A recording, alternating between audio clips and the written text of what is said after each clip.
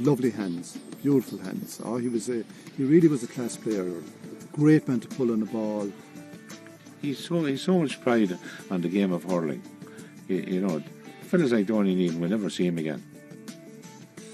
Agus ní dhéana sé rud grán a suúrach in a héal.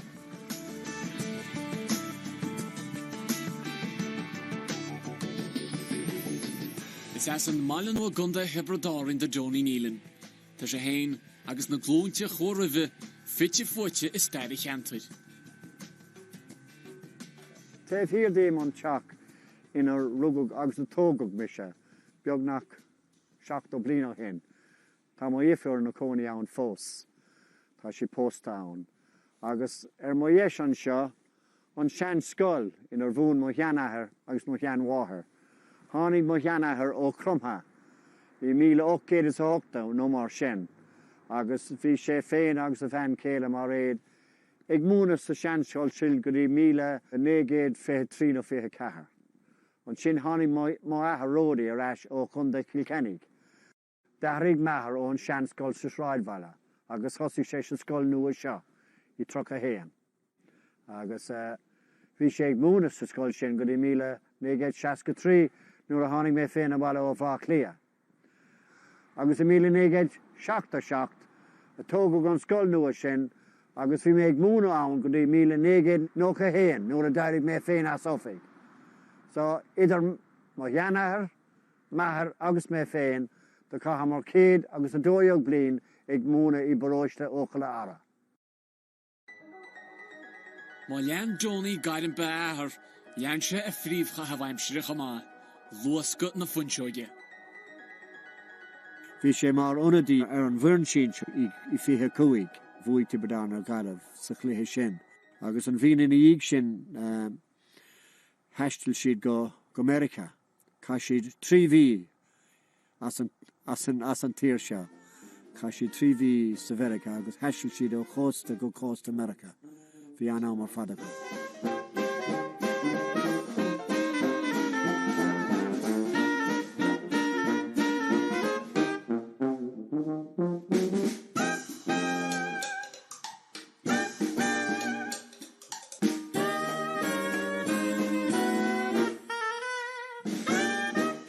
Gach tróna, gach saharn tháinig mé féin mar a háracha agus mar a fúracha amach an seo le methar ag immert agus ag cleachta.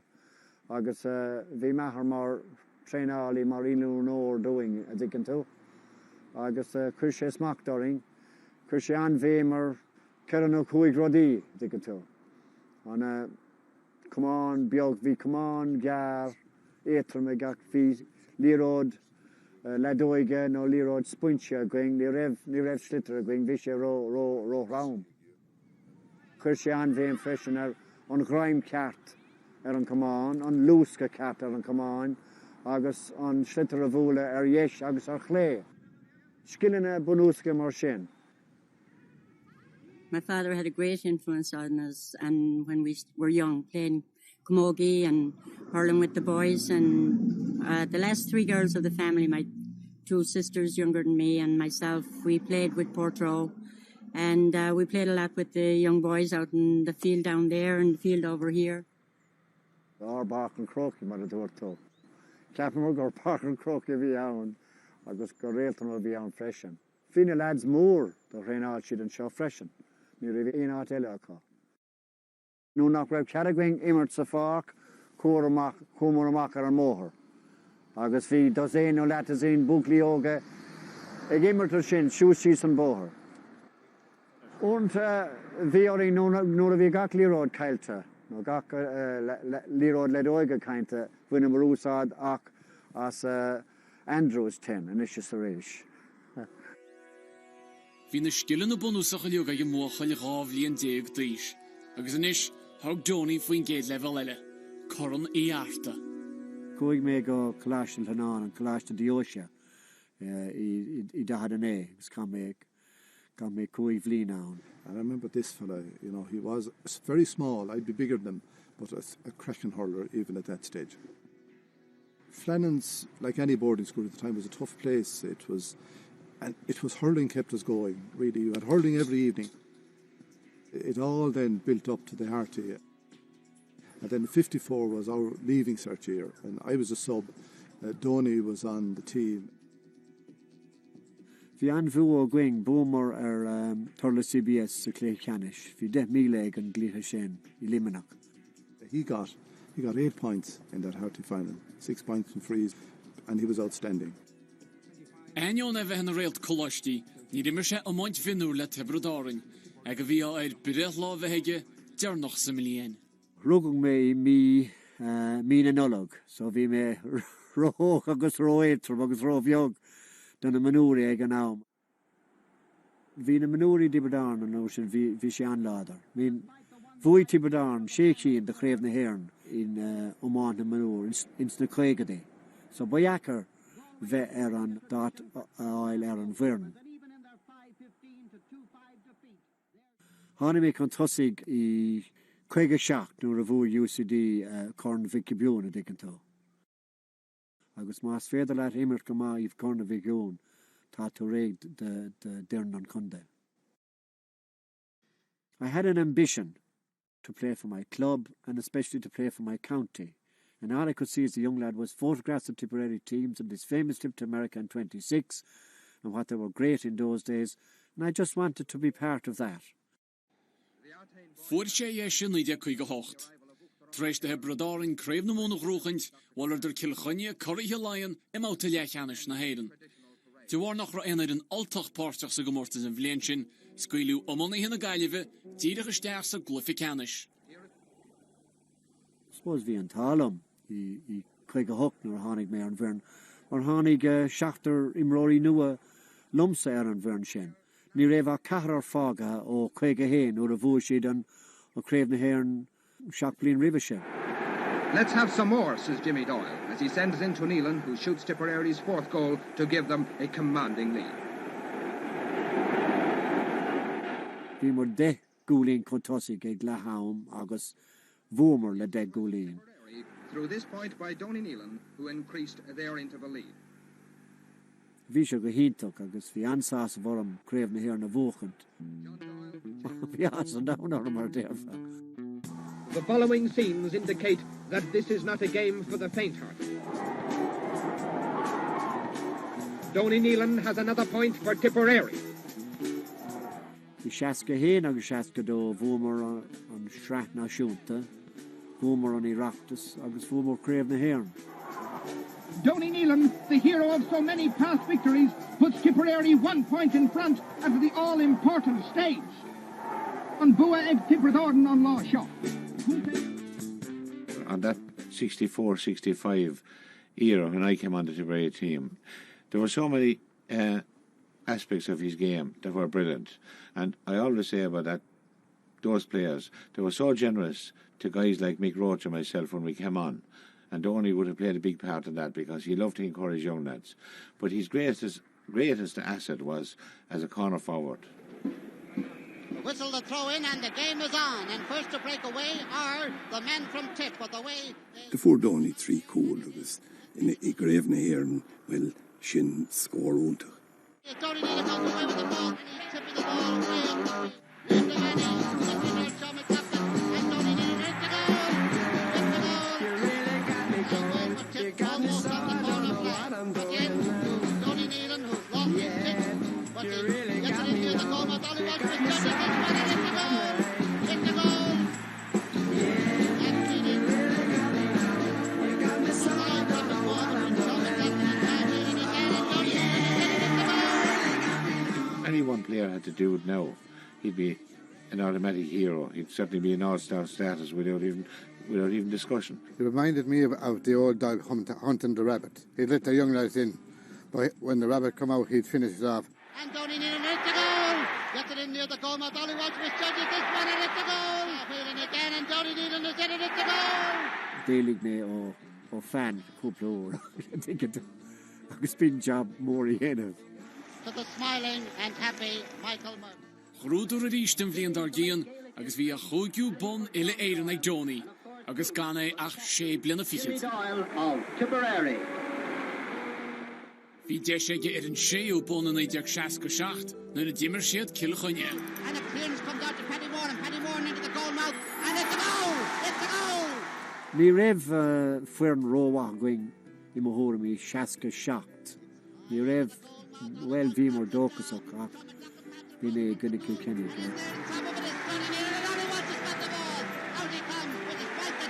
Switch in the Tipperary team has Jimmy Doyle on the half line and Donie Nealon in there with the ball now in the full line. Donie working his way through a shot and it's a goal! Chuna fear na rá bhí an lámh óachtar ag tací Kilkenny freisin tosí Tipperary ní dólan go bhór siad ach gá cúl agus seach cúlíní sa créamh cléthe I gcuine 3-8-4 Kilkenny. Jim Lynch is in there. Right, the goal! It's a goal! 68. Tá mé críbris de fós a digan tú ón lá sin. Mar bhí mar 8 gúlín chun tosaigh ag Laochra. Agus uair bhí mar 1 gúlín diaag chun tosaigh. Taken about 40 yards out from the Wexford goal, Donie Nealon to take it. And it's a lovely ball, and it's a goal! Sean McLaughlin! Ó, mar a dún bhí Lochra go hínta chu fearr sa dara le. It's low, it's a goal! Man is waiting his ball in, and it's another goal! Le cúig nómatí fága bhí mar 8 gúlíní ar an déhlia. Ach mar a dún bhí mar andíach ancríomhriste in dhí sin. Bhí sé geistige airías an nómainte in 1968 amach an bhuacab ach chin sé immersteir fe bliana bháin eile. Bhil corcaíad a glufi canis na mún a lá dearnach mar imreoid idir chundé.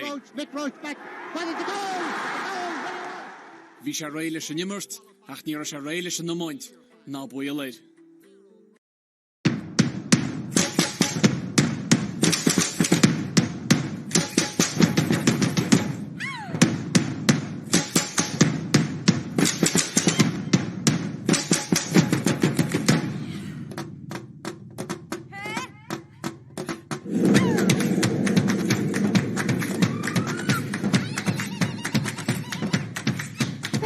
Headshore TG4 ag TG4.ie. Agus loinnta imar Donie Nealon le Tipperary an heart, thosa sé geilúnt le nach chlub bordiés, ach níor bhada gur chlé lochtan chundéir. Dír a goram I seachta héin. Éon chans go dúirí mé cawrdóir leis an gléthe, well tháinig mé seach an sin. Agus I seachta héin, bhí mé mar réálaí nó mar ilúnóir don fearn sínsir an fearn idir bheanach agus an fearn féthe héin, an trí cín. So bhí mé anig an ág. Ní cheadaí tírs na réalacha, sliotar nua, téirim agus éitrim a úsáid a ruchlifa omana. Ach ar láfleach agus líimreach an cín ar lúb Donie na réalacha sin.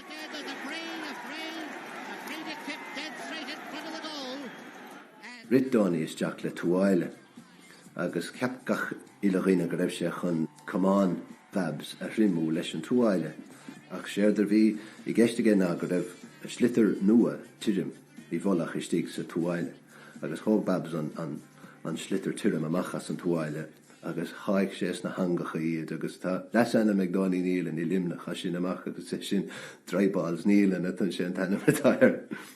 Bertar go bhór sé sliotar tirim don éacht sin ach ní lísa gom faoi sin. And narrow the gap to 1 point. He tries for a goal and they lead. Fear cruúig be mar banistóir búntaach an duine chun spreige a thuairt I seomra fistis riftléthe agus chur sé gachrod isteach san banistíocht Díreach mar a cuirséisteach san nimar. In towards the goal, pulled down by right, the goal! It's a goal! And there goes the final whistle and Tipperary. Níl sé cosúla gimmert, nó right, héan an adó darnach. Ná, ní féidir comparáid ar dhéanamh leis an néachar, ní féidir. An sin dag sean bhainisteocht agus chóla hefaigeocht. Cha sé 7 mbliana fiad mar rónaí ar chóirle na mún, go dtí go raibh sé as ina 2004. Fuair Sean McCarrig bás I seacht. Agus dúirt cúpla daoine lumsa bacórda teasamh don fós sin heas mé agus bhuaigh mé le bhóta amháin. Coming up to Munster finals, Donie's house he was just too available really, and there would be literally hundreds of cars, people coming looking for tickets. So I just come and I'd go in through the house next door, which was Gael's, and climb through the fence and then go in and we'd be able to work together. Ostensibly he wasn't at home at the time. Bhí an úlach ibre ag méadú blian in ag bliana, dickan tú. Yeah, agus dairigh mé beagán tirseach. Bhí mé an gó láin ag le ihe in ag ihe, dickan tú. Ach, go mór bhór bhfuil mé ansásamh agus anteanamh as an job. Bhí tríocha craobh na mún grúteag Tipperary faoin mbliana 17 haon, ach teada bhaid sin gochtú sé, crú fis ar Donie ríist. There was approach made to myself first, to take manager team. I don't like being manager, too much responsibility. I said no. Anyway, I was secretary of the Munster Council. It wouldn't look too well, and they were good enough to turn a blind eye. Well, they gave me permission to give Tipperary a hand to see could something be done with them. You see, they were concerned about the state of hurling, status na hamana. But Arain Cush, I advised them to go to Babs because I had worked with Babs as a selector in the late 70s for a while, and I had seen his potential. He said to me he would take managership if I would be a selector with him. We had complete confidence in each other. There was never any argument about changing players, and our thinking was as one.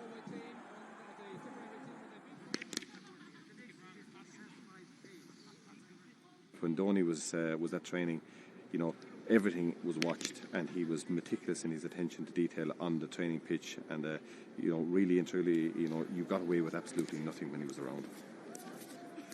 I often get shivers when I think about that now. You'd know, he'd say, Bobby, and it would echo around the stand, and you knew you had maybe gone out a little bit haphazardly with one hand on the hurley or something, but you'd know he was watching. I don't know how he kept a handle on 25 or 30 guys, but he did. He watched absolutely everything. His great ability to raise the passion in the dressing room.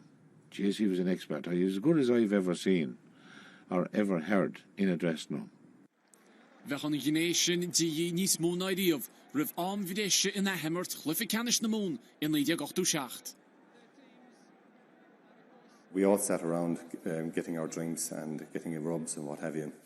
And the next thing, Donie appears in the dressing room, and he was a superstitious man. He wore a big, long trench coat. He just came in with his long trench coat, spun around in the dressing room, and he spoke about the passion of Tipperary hurling and what it meant to the people of Tipperary, what it meant to us, what it meant to him. And he just spoke for literally 2 minutes. And, he finished up. He just spun around, as I said, in the dressing room, and just said, I want you to go out and hurl with abandon, total abandon, he said. Express yourselves and blow them away. And we did. Scott, could me on steam on tomorrow, therefore. In midfield at the moment. Nice delivery to Donie O'Connell. Will he go for a goal or a point? He went for a goal, it came over to Brown. Michael Doyle! Tipperary have scored! It's a goal for Tipperary! To Pat Bitzel, inside to Michael Doyle. This to wrap up the Munster final. Yes, a goal! A second, and his Walsh running back for it. Oh, he's left it behind him. Another chance for Donie O'Connell. Another goal, yes! Oh, it's unbelievable! 15 seconds to go before the whistle. I would put that Munster final in Killarney as one of the highlights of my life in the GAA, and particularly, say, in respect of anything to do with Tipperary. And other people would say that it was enjoyed and appreciated more than maybe any of the All-Irelands that were run. The famine is over. Bhín gorta hart ó yes cínte, ach tímo go húgimún bhí Gael róach ó ben 8-7 agus an 8-8. Ach an 9-8 bhil siad Gael an tíríú éireacht agus bhí ar a so gluficanis gon darna blian as a chéile. We had the utmost respect for Antrim, and we prepared as if it was Kilkenny or Galway we were playing. Even we were well ahead at half-time, and we still had huge respect for Antrim. And that half-time in our dressing room was as tough a half-time as we ever put down. We had won the All-Ireland after, 18 years, and we celebrated accordingly, and, the famine was over really then. To Babs, Donie and Theo, I say simply, thank you very much. In 1991, Russia the Jiriu Clifficanis in the Mochera Bliana, agus an Tomsha, and Shan Novod, Kilchonye in an eye. Still a few seconds to be added on. Liam Welch, robbed, Pat Fox, that may seal it now. Magnificently put over the bar by Pat Fox. His fifth. I'm relieved, I'm very happy for that team, for the whole panel, and for everybody concerned with the team, because they have now won in All-Ireland. They've beaten the cream of hurling, Limerick, Cork, Galway and Kilkenny. I hope they don't expect us to do anything else. Hosses game evloidach eluna omanicht e gerin na shaskadi, agus vi Donie tagus gan o hús in endi lega leor o maniele. Alf Murray a hossige shin. Els had a campaign again on amount a hort a rash. Was vi shacht an omlan a going lo an yig le and wife in air. Agus gach ein skill vi are known, gach skill of risha ins na mion son rimar there ha. All the great people, as I say, came there, and we all helped one another. We were there to help one another. Vi sé known cuidiú le gach dine go raibh ligair, agus rodia aharú chun an skill catty and in a cart. But hrú agus ba déisnach an rodé gur chuig dera leis an legúrsa blian tú le mána in Amerson. Imach do mána nar curiú deire le ach atá go neart go neart is sem pak fada a rachtaid tar gach saura chléifte cholaine a gundan lo. Tá Donie na chairlach a goiste náisiúnta. Cai sé dul sús an sléimh sin, tras na bar na sléite, agus síos sin le fána, go dtí an lína derna, go dtí an tú.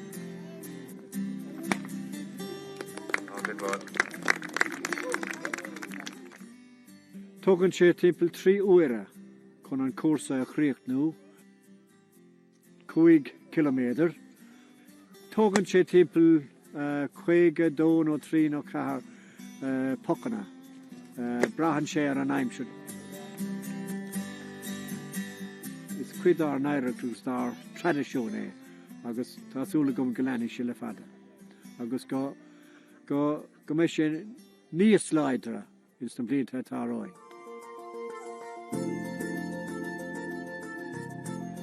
Cai mé á gur duine mar bhaile am a bheith a gomsa ar méir an féin. Mar déting bheith brathe ar a gcónaí. He thinks and dreams, hurling. I never met anybody with a desire to win like Donie Nealon. I hated to lose, whether it was a game of cards or a game of 3 goals in. I never liked to lose. The man was totally honest and straight in all his dealings. So honest and straight, and the virtue of integrity. I gave back to my club and to my county many hours that they would get the enjoyment that I got out of playing the game of hurling. And I think I did my best at that. I'm still trying to do it, and I hope I continue to do it.